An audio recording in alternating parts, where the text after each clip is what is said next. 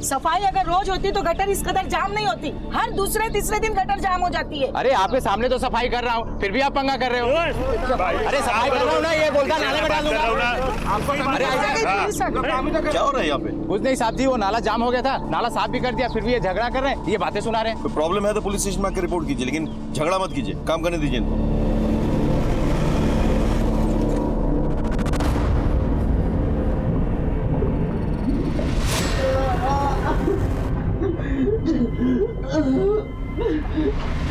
Sir मुझे बचा लीजिए। नमस्कार, मैं सीनियर इंस्पेक्टर राकेश शर्मा और स्वागत है आपका क्राइम पेट्रोल दस्तक में। कितनी अजीब होती है ना जिंदगी, एक पल में बदल जाती है। कब एक हंसता खेलता इंसान वक्त और हालात के हाथों मजबूर होकर गर्त में गिर जाए, समझ में नहीं आता। आज से 6 महीने पहले 2 अजीबोगरीब केसेस मेरे सामने आए। इन दोनों केसेस में कोई कनेक्शन है या नहीं, यह मैं समझ नहीं पा रहा था। दोनों केसेस में सच और झूठ ऐसे उलझ गए थे कि कुछ भी साफ साफ नजर नहीं आ रहा था। यह समझ में नहीं आ रहा था कि असली मुजरिम कौन है।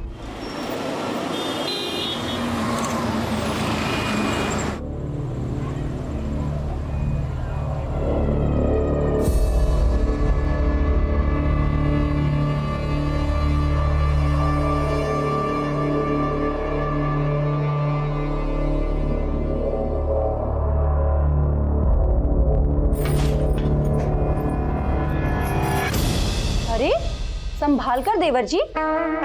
सॉरी भाभी, अब आप इतनी सुंदर लग रही है ना, कोई संभाले तो कैसे संभाले भाभी? अब लगता है तुम्हारे लिए भी जल्दी संभालने वाली लानी होगी। अरे पार्सल ला रहे हैं, जल्दी में इतना जितना टाइम लग रहा है। हद कर दी यार, कहाँ है तू? बस सर, आ गया सर। जल्दी आ। हाँ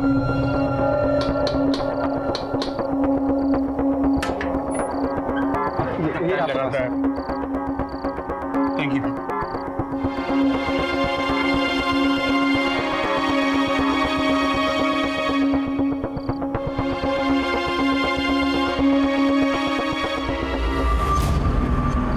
चांद आया क्या? चांद तो कब का आ गया, मैं तो अपने चांद का इंतजार कर रही थी। हाँ ठीक है, तुम जल्दी करो, मुझे बाहर जाना है। हाँ? जल्दी करो।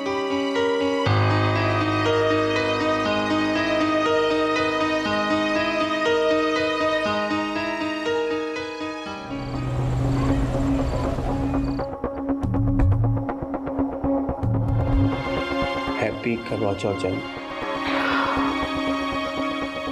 हाँ, कैसी है? तुम ले आए। और क्या करता मैं?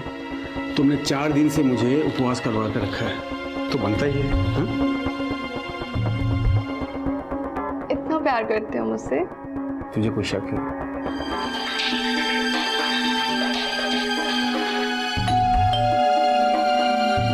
भाई होगा। अरे बजने दो, आओ अरे आओ। आई हैव टू गो।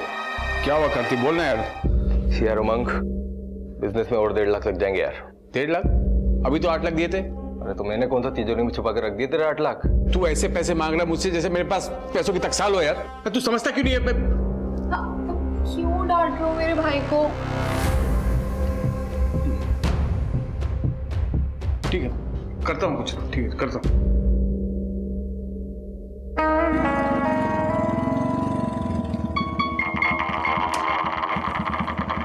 खुशी बेटा, शाम को आता हूँ लेने। हाँ ओके चाचू, बाय बाय बाय।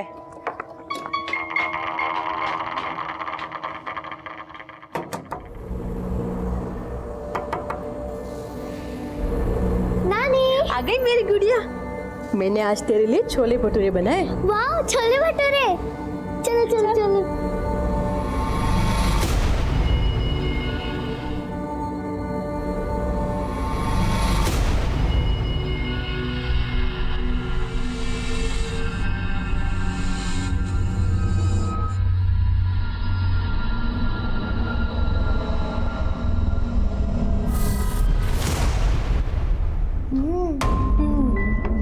ये ले मेरी प्रिंसेस के लिए। वाह। सबसे पहले अपनी मम्मी को दिखाना, ओके?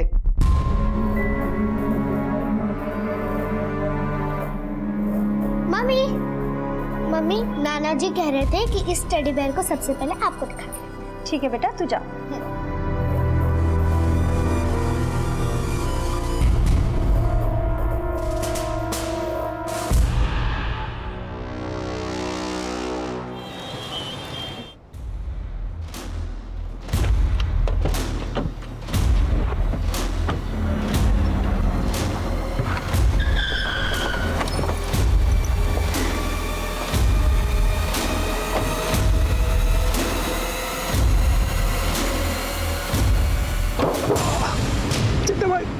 साले, ब्याज तो बहुत दूर की बात है। भूल गया तू, काय मारा 15 लाख। चड्डा भाई वो पैसों की थोड़ी मैं आपके पैसे दे दूंगा, मुझे थोड़ा टाइम दीजिए। एक हफ्ता सब तेरे पास, वरना एक बात याद रखना, चड्डा अगर पैसा देना जानता है तो लेना भी जानता है।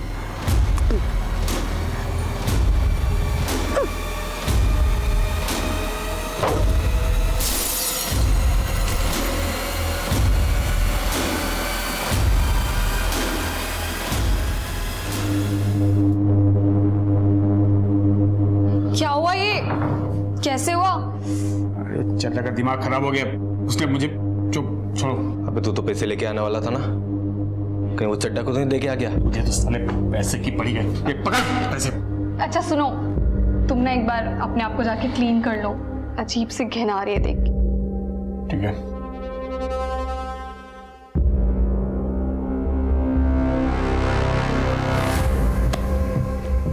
बहुत पैसे हैं इसके पास। इसके पास तो खजाना है। इसकी बीवी अपने माँ बाप की इकलौती है, करोड़ों का घर है ग्रीन पार्क में उसके नाम। अगर इसकी बीवी मर गई तो फिर वो घर उमंग का, यानी कि मेरा।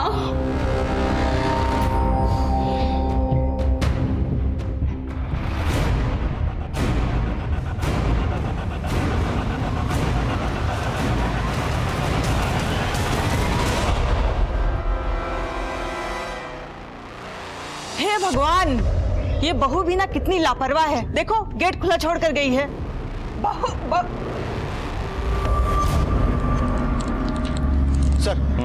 सर हॉस्कर्स मार्केट के एटीएम में जो लूट हुई थी उसकी इन्वेस्टिगेशन मैंने पूरी कर ली है। ये रही उसकी report. Excuse me sir. Hello, हाँ ठीक है, हम लोग पहुंच रहे हैं। सर हॉस्कर्स गवर्नमेंट हॉस्पिटल में एक औरत और उसके 2 बच्चों को एडमिट कराया गया है। उन तीनों का गला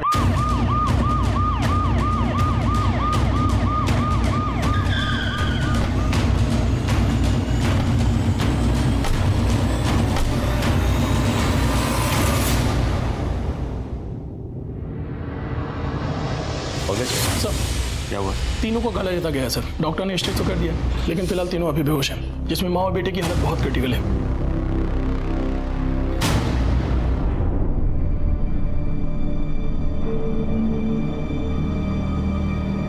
इनके रिश्तेदार कहाँ हैं? सर यहाँ। क्या हुआ था?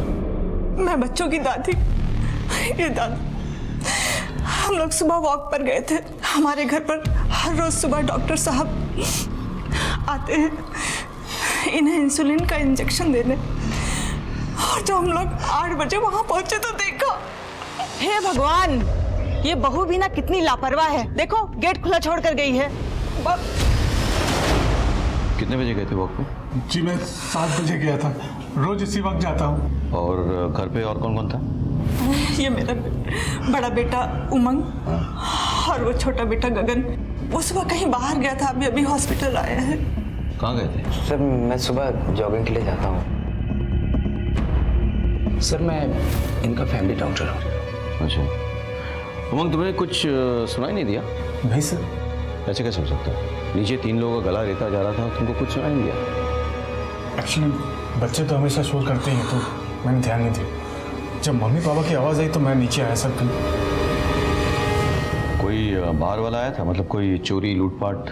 हमको कुछ समझ ही नहीं आया। जैसे हमने इन सबको देखा, हम मुझे तुरंत लेकर अस्पताल चले आए। गीतिका के घर वालों को खबर की? क्या है सर, हड़बड़ी में फ़ोन करना भूल गया मैंने। लेकिन उन्हें इन्फॉर्म तो करना चाहिए था ना। जी मैं अभी करता हूँ। हमें आपके घर पे जाके तहकीकात करनी होगी। डॉक्टर साहब, किसी को होश आए तो सबसे पहले हमें खबर कीजिएगा। भैया आप भाभी के घर वालों को फ़ोन करो, मैं इनके साथ जाता हूँ। जी।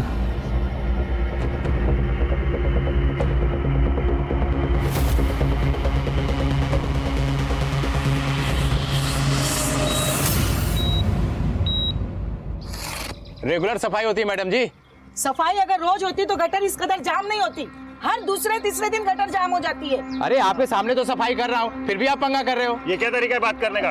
ऐसे कोई बात करते हैं? दोबारा ऐसे बात करे तो नाले में फेंक दूंगा। अरे नाले में क्या डाल देगा? अरे सफाई कर रहा हूँ ना, ये बोलता नाले में डाल दूंगा।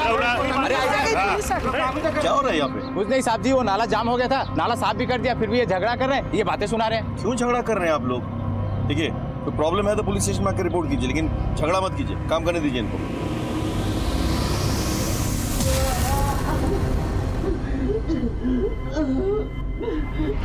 Hello control room.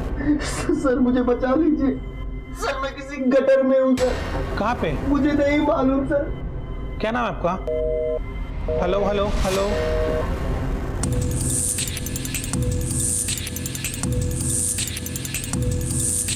आप ऊपर जाइए, चेक कीजिए कभी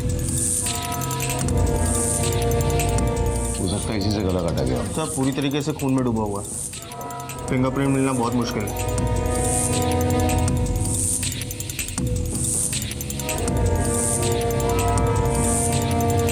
यहाँ तो सब कुछ नॉर्मल लग रहा है, लग ही नहीं रहा कोई स्ट्रगल हुआ हो या कोई चोरी या लूटपाट हुई हो। एक काम करो, तुम आस पड़ोस में पता करो जरा, किसने अगर कुछ देखा हो। हाँ?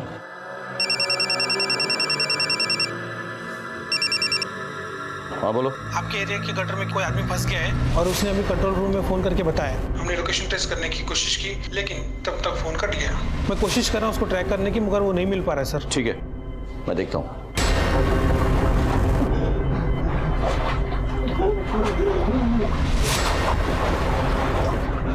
पड़ोस में से बहुत आवाज आ रही थी, हम घबरा के गए तो देखा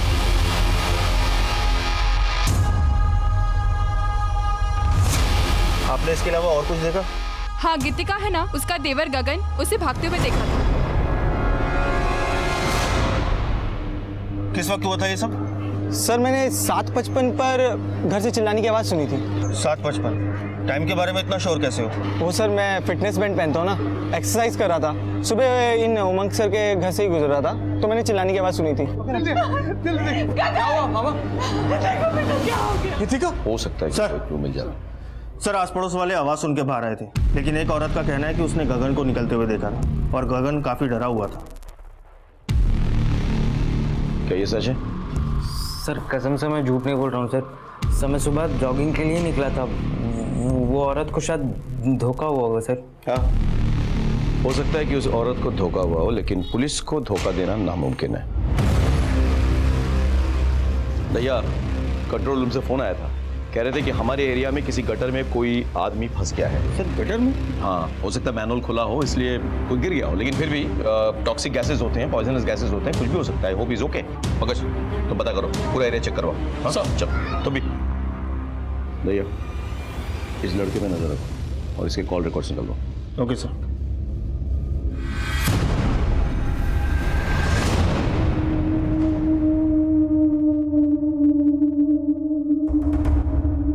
चला भाई देखिए, समझने की कोशिश कीजिए, थोड़ी प्रॉब्लम हो गई है। नहीं मैं करता हूँ, मैं कुछ ना कुछ करता हूँ।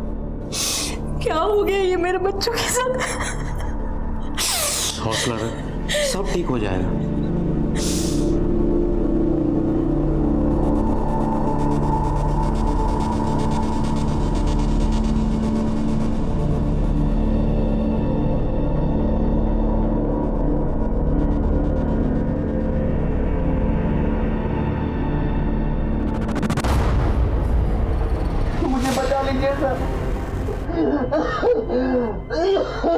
देखिए, हम आपकी मदद करने की कोशिश कर रहे हैं। कौन से गटर में फंसे आप? मुझे नहीं पता मैं कहाँ हूँ सर। कुछ नंबर होगा, देखिए सीवरेज के ढक्कन में कुछ नंबर होगा, देखिए।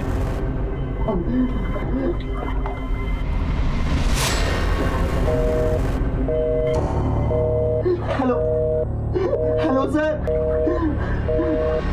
रिपोर्ट फाइल हो गई सर। जी सर। सर गीतिका के घर वालों को गीतिका और उसके बच्चों पर जो हमला हुआ था, उस हमले पर किसी के ऊपर कोई शक नहीं है। सर हमने गीतिका के घर के आसपास भी पूछताछ की।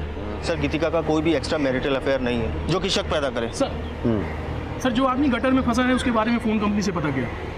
उसका नाम रौनक वर्मा है और उसकी लास्ट लोकेशन हौज खास विलेज रोड एरिया में थी। एक काम करो, उसके एड्रेस पे जाओ और पता करो कि वो कहाँ काम करता है। सर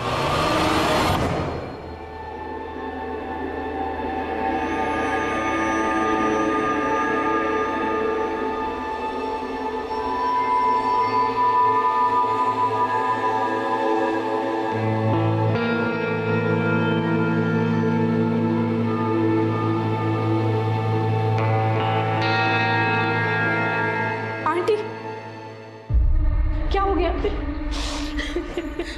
सब ठीक हो जाएगा, प्लीज ऐसे हिम्मत मत हारिए।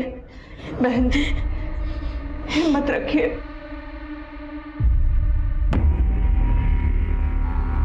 रौनक का घर कौन सा है? Yes sir. Thank you.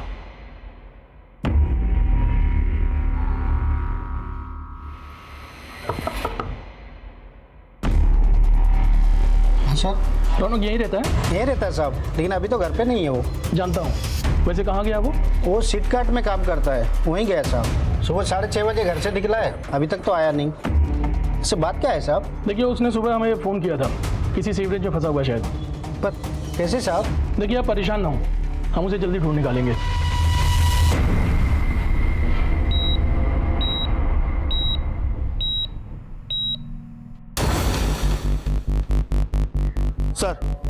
Sir मैं रौनक के ऑफिस आया हूँ। यहाँ के पता चला कि रौनक सुबह पहली डिलीवरी के लिए निकला था और उमंग के घर गया था। व्हाट?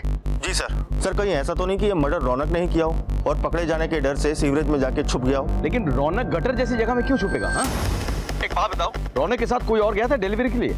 जी सर उसका दोस्त था विनोद, लेकिन उसका फोन स्विच ऑफ जा रहा है और रौनक का भी फोन नहीं लग रहा। विनोद का एड्रेस पता करो ऑफिस से और उसके घर पे जाओ, उठा के ले आओ। Okay sir.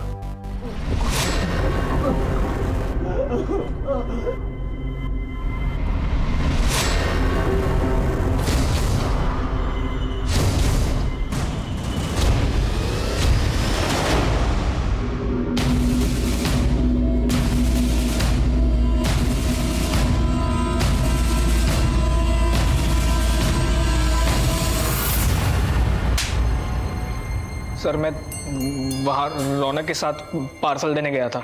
सुन तू निकल, मुझे थोड़ा टाइम लगेगा। और सुन थोड़ा लेट आना। क्यों? ये भाभी जी ना बहुत स्माइल करती है, मैं थोड़ा चाय पानी पी कर आता हूँ। और फिर जब मैं आसपास के 2-3 बंगलों में डिलीवरी देकर वापस गीतिका मैडम के घर पे, सर मैं बहुत डर गया था सर, इसलिए वहाँ से भाग गया। मुझे लगा रौनक ने ही ये सब किया है। रौनक को पिछली बार भी इसलिए उस एसपी के जॉइंट कंपनी से निकाला गया था क्योंकि उसने किसी जसविंदर मैडम के साथ बदतमीजी की थी। जसविंदर मैडम? बड़े से इनका? हाँ सर। जसविंदर जी कौन है? जी मैं ही जसविंदर हूँ। रौनक नाम की किसी डिलीवरी बॉय ने कभी आपके साथ कोई बदतमीजी की? सर उस कमीने का तो नाम ही मत लीजिए। हमारे यहाँ कोई भी आता है तो मैं उन्हें चाय पानी पूछ लिया करती हूँ, पर उसके दिल दिमाग में ऐसा कुछ चल रहा था मुझे नहीं पता था। ये रहा आपका पार्सल। ओह ले आए? अच्छा पानी पियोगे? हाँ।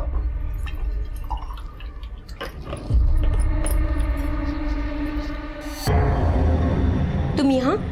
ये लो पानी। ये क्या बदतमीजी है?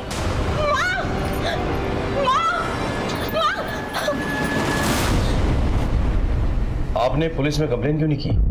मैं क्या शिकायत करती सर, लोगों को तो हमेशा से लगता है कि औरतें ही गलत होती है और मेरी गलती थी।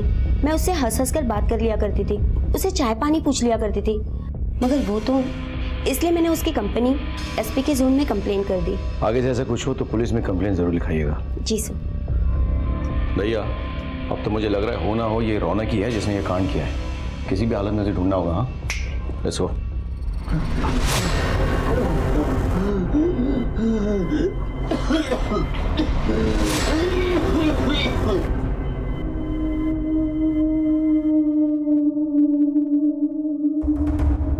हाँ वकील साहब, मुझे अपना घर बेचना है। मैं अपने बच्चों के इलाज के लिए कुछ भी करने के लिए तैयार हूँ। मैं इन्हें बड़े हॉस्पिटल में ले जाऊंगा। आप पेपर वर्क तैयार करवा दीजिए, मैं आपसे बहुत जल्द मिलता हूँ।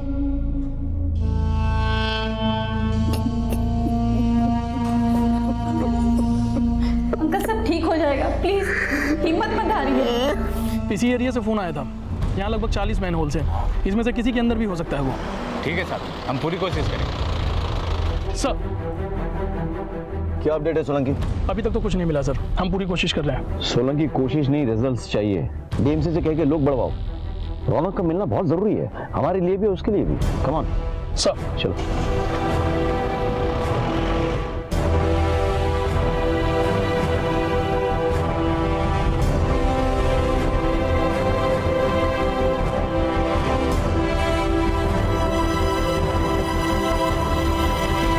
किसी भी हालत में रौनक को ढूंढ निकालना था।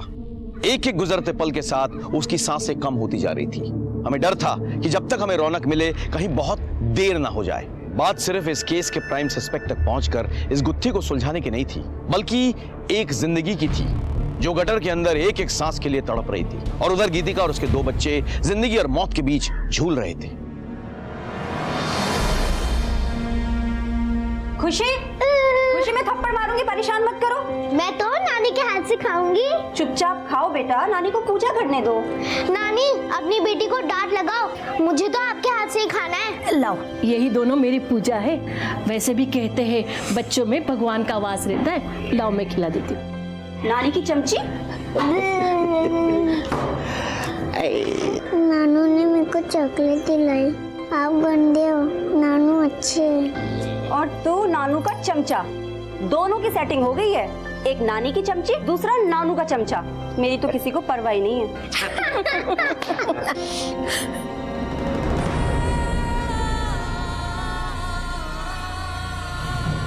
नहीं, तू अपने जाप मत रो।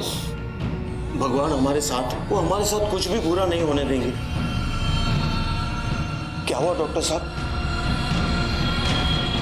हाँ ठीक सर, गीतिका की बेटी खुशी की मौत हो गई। Let's go, let's go.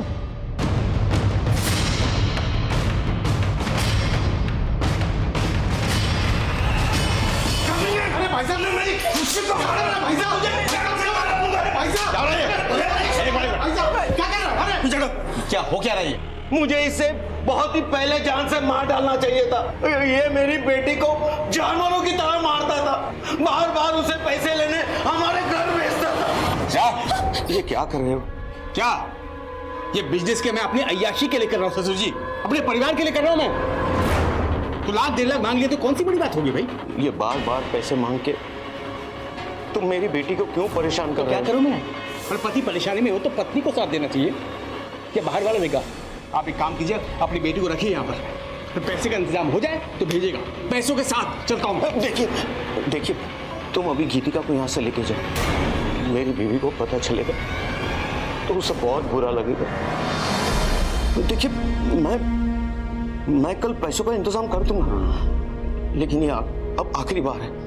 अब इससे ज्यादा मैं आपको पैसे नहीं दे पाऊंगा। ठीक है, ले जाता हूँ। ठीक है, चलो चल, पैसे हाँ जल्दी। मैं पैसों की लेन देन की बात अपनी पत्नी से भी नहीं करता था, क्योंकि मैं नहीं चाहता था कि इसे ये लगे कि मैंने किस घटिया आदमी के घर अपनी बेटी की शादी कराई है। मैं सोचता था कि सब ठीक हो जाए, लेकिन ये बार बार पैसों के लिए मेरी बच्ची को पीटता था, और आगे मैंने उसे पैसे देने से इनकार कर दिया तो इसने मेरी बेटी के साथ। ऐसा कुछ नहीं है सर। पंकज, अरे सर मेरी बात का यकीन कीजिए, देखिए ऐसा कुछ नहीं है। मैंने अपनी बेटी और बीवी को नहीं मारा सर।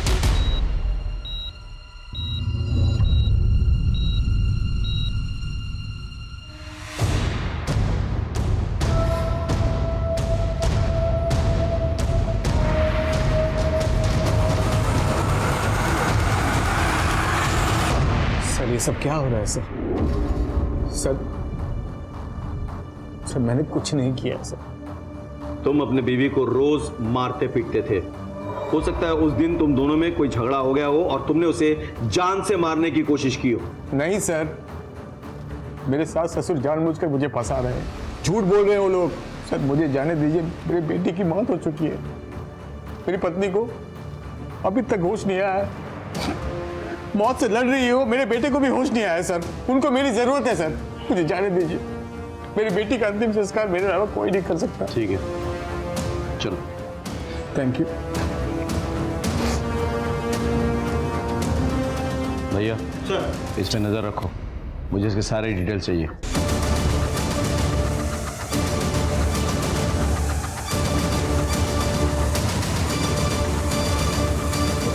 सर ये नई दिल्ली रेलवे स्टेशन से भाग रहा था, मैं पकड़ के ले आया सर।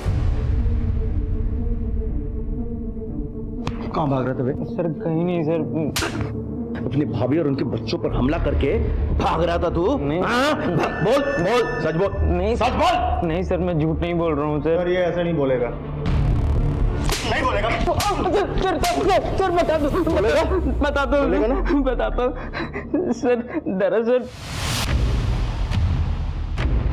देवर जी उठिए, 7:15 बजने वाला है। उठिए ना। देवर जी क्या कर रहे हैं आप? भाभी खुद ही तो इनवाइट कर रही हो, ऊपर से ये नाटक क्यों कर रही हो? छोड़िए देवर जी। I am so sorry sir, पर मुझे लगा भाभी भी मुझ में इंटरेस्टेड है तो मैं। भाभी तुझ में इंटरेस्टेड है? नहीं, तूने भाभी को रेप करने की कोशिश की, उसने मना किया तो उसे मारने की कोशिश की तूने, और उसके बच्चों ने देख लिया तो तू बच्चों को मारने की कोशिश कर रहा था।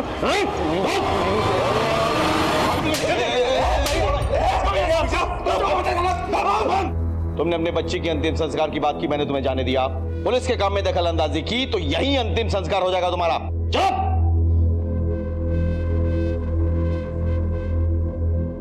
गगन एक प्राइम सस्पेक्ट बनकर हमारे सामने आया था, क्योंकि उसने ना सिर्फ हमसे झूठ बोला था, बल्कि उसने उस दिन गीतिका के साथ जबरदस्ती करने की कोशिश भी की थी।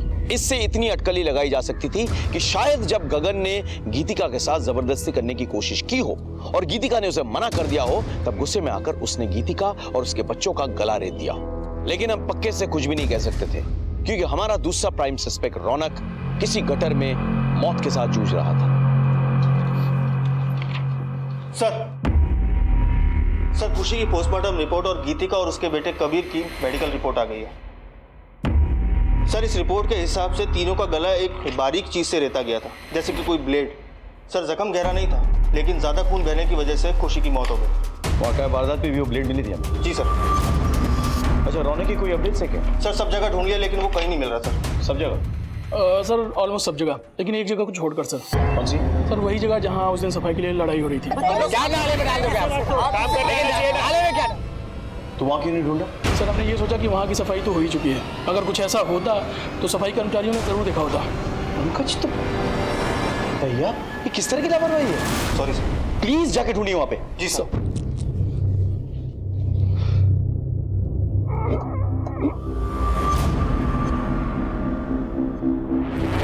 ये रहा सर।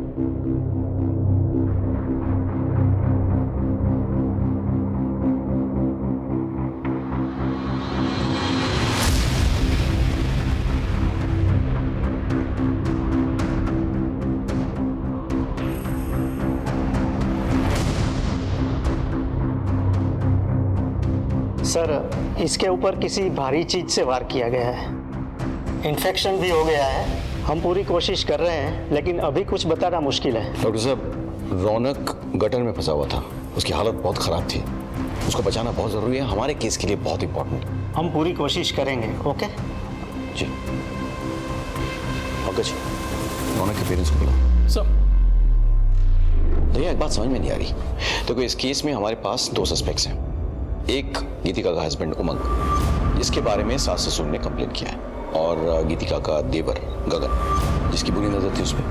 अब अगर रौनक का भी इस केस से कोई रिश्ता है तो फिर वो गटर में कैसे पहुंचा और उसको वहां किसने पहुंचाया? सर हो सकता है उमंग और गगन इस केस में इन्वॉल्व ही ना हो और इस पूरी वारदात को रौनक ने अंजाम दिया हो। अगर ऐसा है तो फिर रौनक गटर में कैसे पाया गया और उसकी हालत किसने की? सर बहुत कंफ्यूजन है। Excuse me sir. जी। गीतिका के बेटे कबीर को होश आ गया है। गला कटने की वजह से वो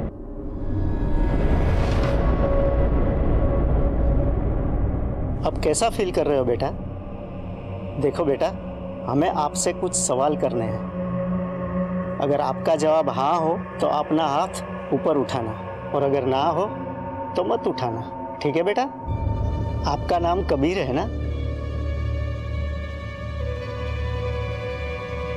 और आपकी मम्मी का नाम गीतिका। बेटा आपको पता है आपके साथ ये सब किसने किया था? डरो नहीं बेटा। ठीक है, इट्स ओके, रहने दीजिए। बच्चा सदमे में है, हम बाद में अपने तरीके से पता कर लेंगे। It's okay.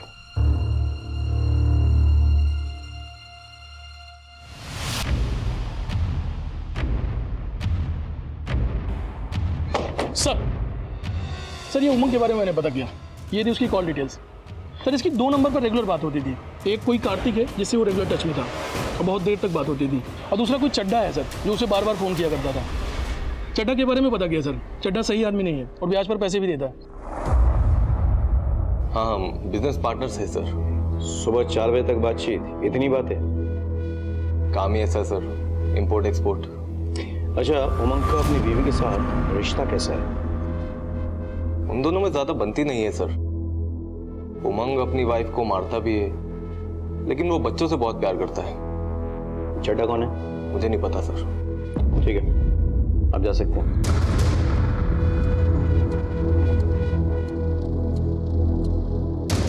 चड्डा कौन है? कोई नहीं सर, मैं नहीं जानता किसी को। नहीं जानते? तो बिना जाने इतनी बातें करते हो चड्डा से तुम?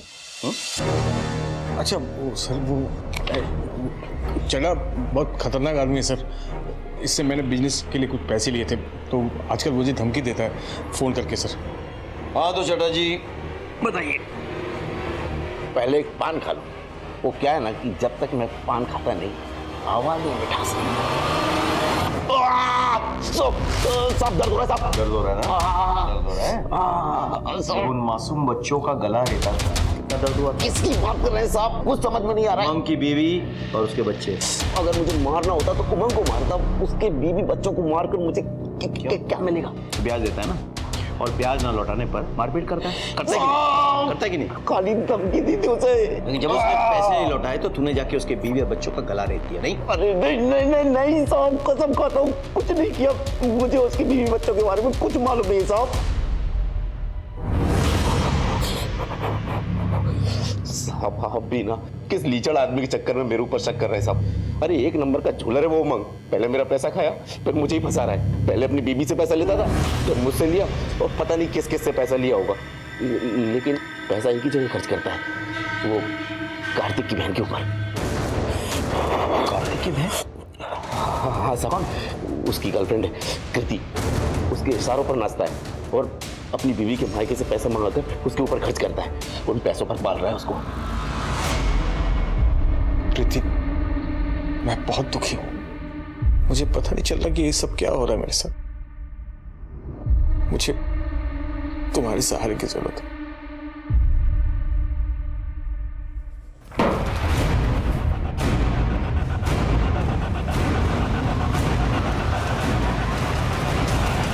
वाह उमंग वाह, एक बाप अपनी बेटी का अंतिम संस्कार करके गंगा नहाने जाता है और तू यहाँ पे अपने पाप धो रहा है।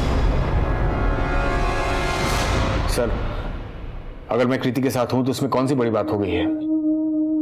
आई मीन है मेरा एक्स्ट्रा मैरिटल अफेयर, सारे मर्द करते हैं। दूसरे मर्दों को अपनी तरह जलील मत समझ। वैसे भी तेरा अफेयर था कृति के साथ, इसीलिए तूने गीतिका को रास्ते से हटाने की कोशिश की। वैसे भी गीतिका के बाप ने वो ग्रीन पार्क वाला जमीन और मकान उसके नाम पे लिख दिया था, है ना? वो रास्ते से हट जाती तो प्रॉपर्टी भी तेरा, लड़की भी तेरी। क्यों? बिल्कुल नहीं सर। हाँ ये सच है कि मैं कृति से प्यार करता हूँ। अगर नुकसान पहुंचाना ही होता तो मैं गीतिका को पहुंचाता, बच्चों को क्यों? मैं बच्चों से बहुत प्यार करता हूँ सर, और खुशी की मौत के बाद मैं अपने आप को संभाल नहीं पाया। क्या कोई भी बाप अपने बच्चों का गला रेत सकता है क्या? अगर वो बाप तेरे जैसे कमीना हो तो हाँ, रेत सकता है। ठीक है सर, गीतिका को और मेरी बेटी को होश में आने दीजिए। आप उन्हीं से पूछ लीजिए सच क्या है, वो आपको सब बता देंगे, फिर आपको यकीन होगा।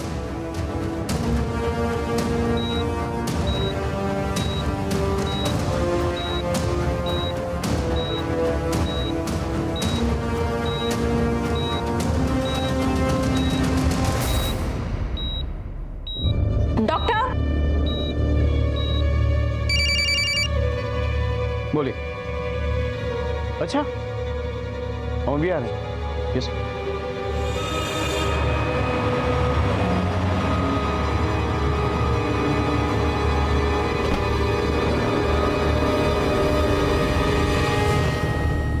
एक्सक्यूज मी प्लीज जगह दीजिए। गीतिका जी, कैसी महसूस कर रही हैं आप?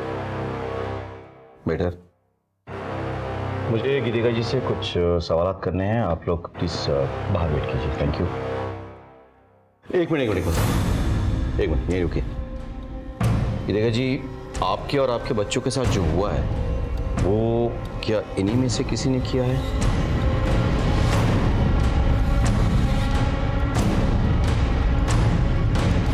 कौन है वो?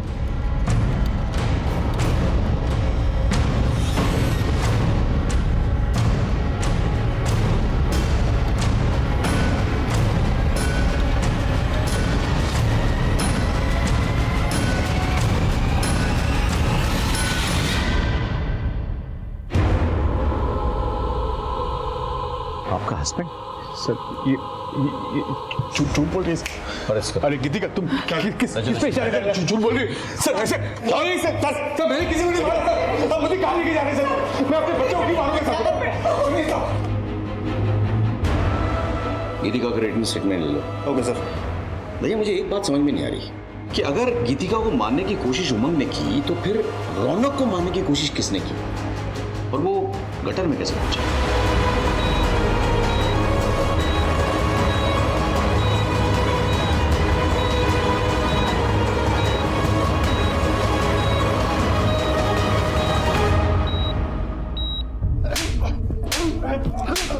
आप बोलेंगे सच?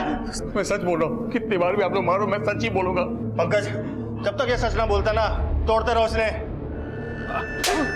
सर हमने उमंग से अपने तरीके से भी पूछ लिया लेकिन बार बार वो यही बोल रहा है कि उसने कुछ नहीं किया। भैया हर क्रिमिनल कहता है कि वो निर्दोष है, लेकिन अगर गीतिका और उसके बच्चों को उमंग ने मारने की कोशिश की तो फिर रौनक गटर में कैसे पहुंचा और उस पर किसने अटैक किया? क्या ये दोनों केस एक दूसरे से जुड़े हुए हैं या फिर अलग अलग हैं?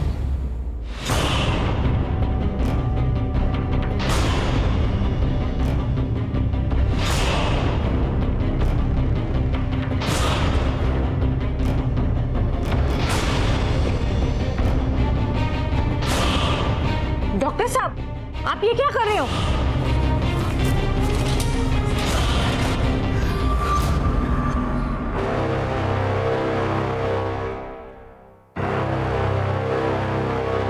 किसी ने रौनक को अस्पताल में जान से मारने की कोशिश की। यह बात तो साफ हो गई कि किसी को रौनक से खतरा था। शायद रौनक वो राज जानता था जिसे हम भेदने की कोशिश कर रहे थे, लेकिन हमारे पास इतना वक्त नहीं था कि हम रौनक के होश में आने का इंतजार करते। जैसे जैसे नए सबूत और सस्पेक्ट सामने आ रहे थे, ये सारी कड़ियां एक दूसरे से उलझ रही थी। उस दिन घटनास्थल पर बहुत सारी चीजें एक साथ हुई। क्या यह महज इत्तेफाक था या किसी की सोची समझी प्लानिंग? इस बात को समझने में हमें ज्यादा वक्त नहीं लगा। एक हफ्ते बाद इस राज पर से पर्दा उड़ गया कि गीतिका और उसके बच्चों का गला किसने रेता था। रौनक की हालत कैसी है अभी? सर हॉस्पिटल के कॉरिडोर की सीसीटीवी फुटेज मिली है।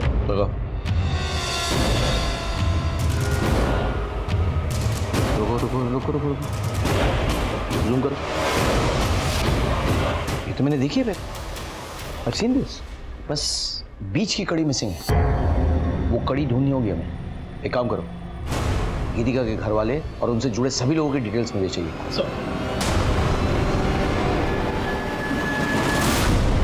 पता नहीं सर, आप लोग ने मुझे यहाँ क्यों बुलाया है?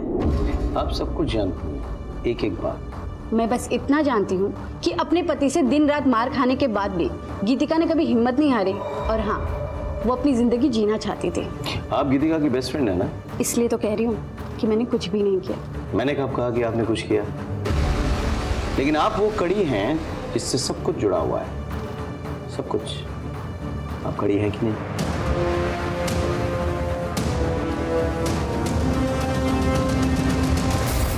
डॉक्टर साहब, ऐसे ऑपरेशन की तैयारी आपने पूरी की थी, बस दस्ताने पहनना भूल गए थे। क्या है ना कि एक मेडिसिन का डॉक्टर जब चोरी छिपे अपने क्लिनिक से निकल के एक बड़े अस्पताल के आईसीयू में ऑपरेशन की तैयारी करे और दस्ताने पहनने भूल जाए तो उसके सोने की अंगूठियां उसको एक्सपोज कर देता है। अब आप सीधे सीधे बोलेंगे या हम आप पर अपना ऑपरेशन शुरू करें? क्या बकवास है सर? ये बकवास नहीं है। आपका वाकई में गीतिका जी के साथ अफेयर चल रहा था। आप दोनों ने मिलकर यह कांड किया है। आपकी बच्ची के पोस्टमार्टम रिपोर्ट से यह साफ जाहिर है कि उसके गले का कट बड़ी सलीके से किया गया था। उसकी मौत नस कटने से नहीं, एक्सेसिव ब्लीडिंग से हुई है। आपका और कबीर के गले का कट भी बहुत सफाई से किया गया था। डॉक्टर कुणाल हर रोज आते थे हमारे घर मेरे ससुर जी को इंजेक्शन देने के लिए। मैंने अपनी जिंदगी में कुछ नहीं चाहा, सिर्फ प्यार के 2 बोल चाहिए थे मुझे, जो मुझे डॉक्टर कुणाल ने दिए। मैं आती हूँ। हत्यारा है तेरा पति, उसे छोड़ क्यों नहीं देती? मैंने उसे छोड़ दिया ना तो वो आजाद हो जाएगा। बहुत तड़पाया है उसने मुझे, मेरे माँ बाप का सारा पैसा खा गया। मुझे उससे बदला लेना है। और उसी दिन हम दोनों ने प्लान बनाया कि मैं खुद को और अपने बच्चों को घायल करूंगी, और हर दिन की तरह डॉक्टर कुणाल ठीक 8 बजे हमारे घर आएंगे और फर्स्ट एड से खून रोकेंगे और हमें हॉस्पिटल ले जाएंगे। पर गगन घर पे ही था। मैं जानती थी कि अगर गगन के आगे आंचल गिरा तो उसके अंदर का जानवर जाग जाएगा। देवर जी उठिए, 7:15 बजने वाला है, उठिए ना। मैंने ये सब जानबूझकर किया ताकि मैं उसे घर से बाहर निकाल सकूं।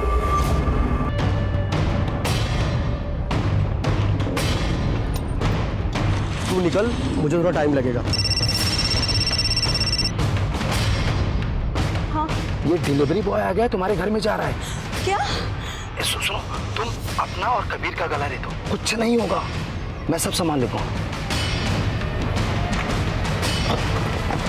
भाभी जी, भाभी जी, ये क्या कर रही हैं आप? क्या? ये क्या कर रही है भाभी जी? पागल हो गई है? कौन? भाभी कौन?